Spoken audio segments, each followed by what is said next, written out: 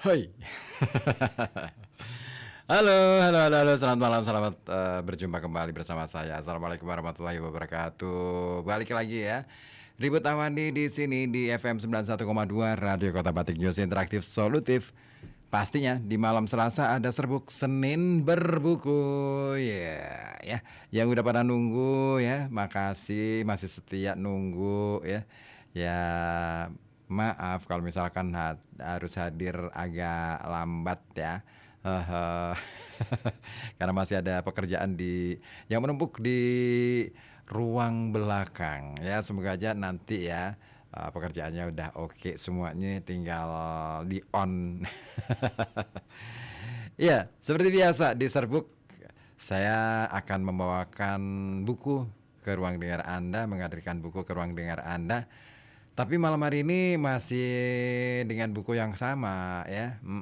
Bukunya karya dari Rhonda Byrne yang judulnya The Secret, atau kalau dalam bahasa Indonesianya Rahasia. Kenapa ya rahasia menjadi sesuatu yang menarik untuk diungkap, dan buku ini sepertinya memang mengungkap banyak sekali rahasia dalam kehidupan kita, termasuk rahasia kunci dari bagaimana sih kita bisa menata hidup kita jauh lebih baik. Nah, buku ini menawarkan pandangan ataupun wacana kepada Anda menyingkap rahasia kehidupan kita, menyingkap bagaimana kemudian di dalam diri manusia itu ternyata banyak potensi yang kadangkala atau bahkan seringkali dilupakan, yaitu pikiran. Nah, kenapa pikiran ini kerap kali diabaikan atau bahkan mungkin dianggap sebagai ya udah gitu aja, sesuatu yang seolah-olah ya bukan sesuatu yang penting gitu loh dalam kehidupan kita. Padahal pikiran itulah yang menjadi anugerah, salah satu anugerah terbesar dalam kehidupan kita, pemberian Tuhan yang Maha Kuasa. Dan kita kadangkala bukannya mendayagunakan pikiran ya, tapi mengganggunya dengan hal-hal yang sebenarnya nggak penting-penting banget untuk kita pikirkan. Ya, begitu. Nah, baik, kita masuk ke bagian berikutnya. Kira-kira bab berapa ini ya? Sudah bab 4 kali ya. Sebentar. Haha, mana ini proses penuh daya itu berarti 1, 2, 3, 4 ya. Sudah masuk bab 4. Nah, dari buku The Secret karya Rhonda Byrne. Nah, buku ini buku lawas ya sebenarnya, cuman sepertinya masih relevan untuk kita kami hadirkan ke ruang dengar Anda. Baik, langsung saja ke bagian bab keempat ini, proses penuh daya. Apa sih maksud dari Rhonda Byrne ini? Ya, Dr. J.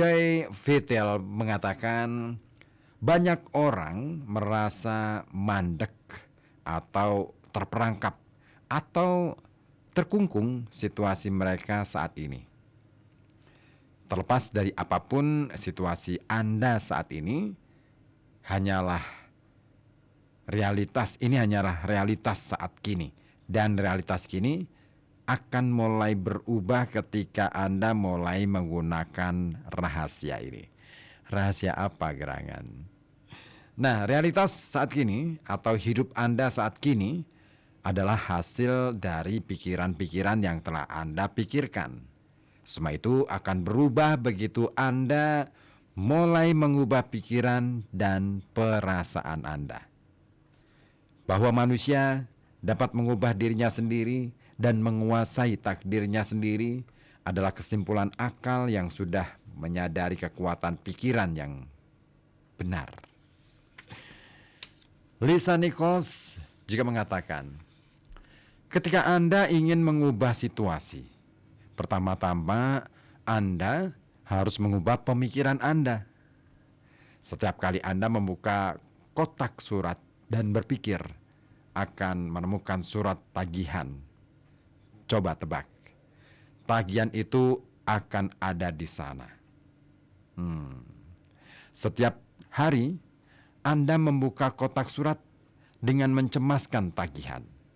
Anda tidak pernah membayangkan sesuatu yang hebat.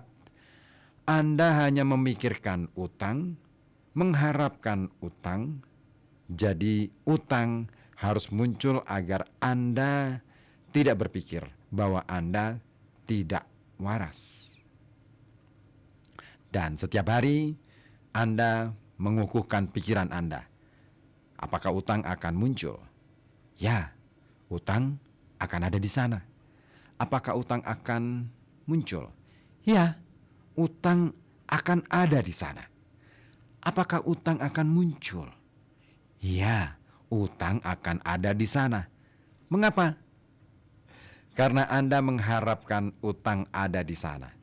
Jadi, utang muncul karena hukum tarik-menarik selalu patuh pada pikiran Anda.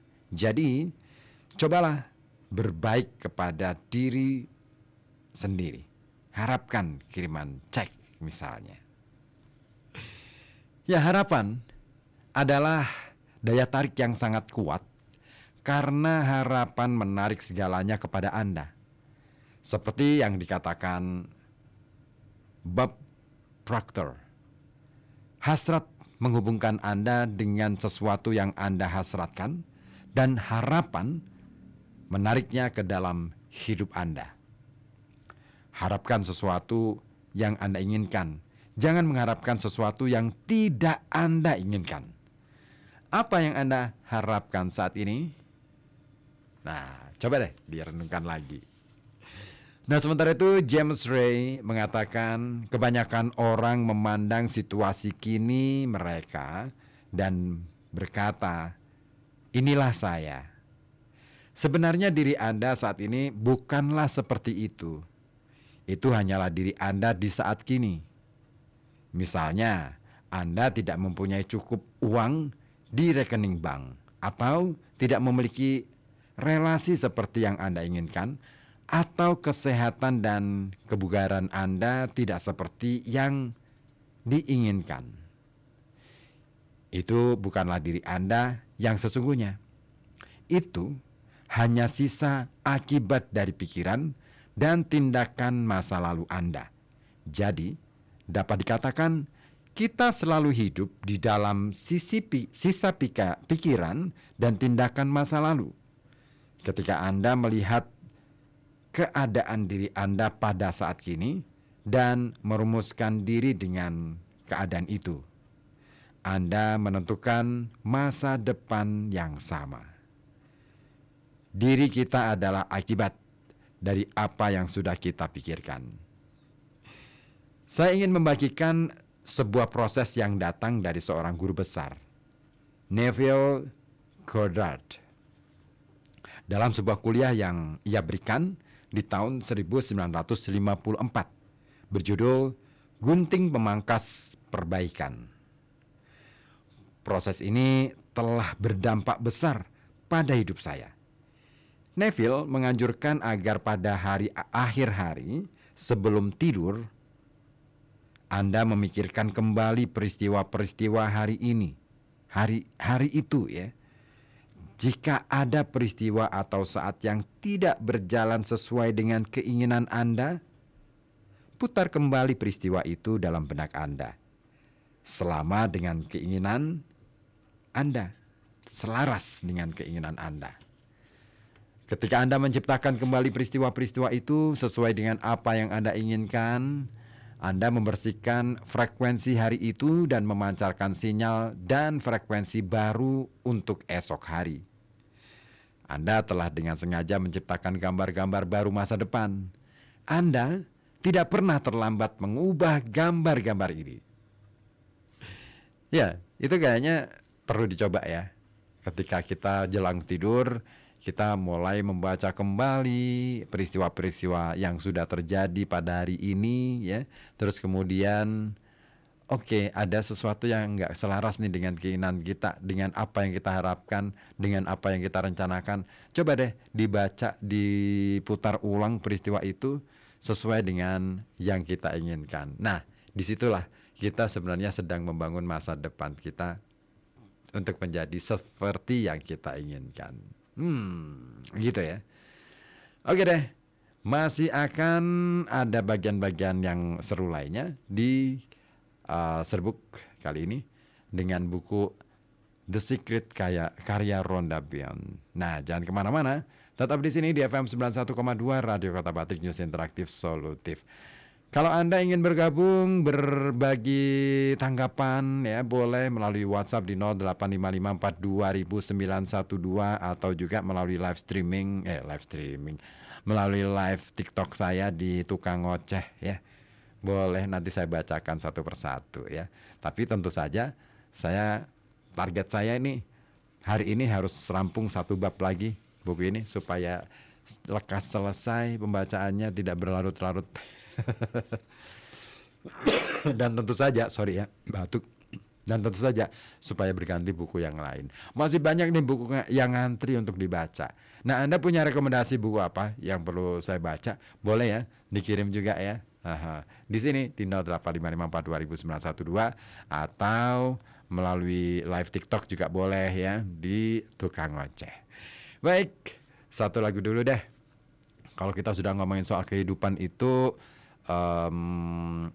Yoki Suryo Prayogo punya, ya sepertinya musik-musik dari Yoki Suryo Prayogo ini sangat-sangat relevan ya dengan kehidupan kita, meskipun lagu-lagunya banyak diciptakan pada tahun 70 sampai 80 ya, 90-an lah ya, sampai 2000-an awal ya, awal 2000-an. Nah, Yoki kita kenal juga sebagai musisi yang luar biasa. Beliau adalah seorang keyboardist yang juga pernah bergabung di Kantata, pernah bergabung juga di Gong 2000 ya. Banyak banget proyek musik yang dia garap, termasuk menggarap musik-musik jazz juga. Oke, ada siapa yang sudah bergabung di live TikTok? Ada Rih, ada Jasa Temenin Pekalongan, ada Lutfi Otong, ada Arti, ada Subhan ZE, ada Abdul Somad juga. Halo ya, pokoknya semuanya saya sapa terlebih dahulu yang sudah bergabung di live TikTok. Thank you. Yang sudah bergabung lewat WA di 0855420912 ada Pak Agus Soro ya. Katanya tetap menunggu serbuk nih, Karangjompong Monitor RKB serbuk. Oke deh, thank you ya. Oke, ditunggu komentar-komentar Anda di 0855420912 ataupun melalui live TikTok Tukang Ngoceh.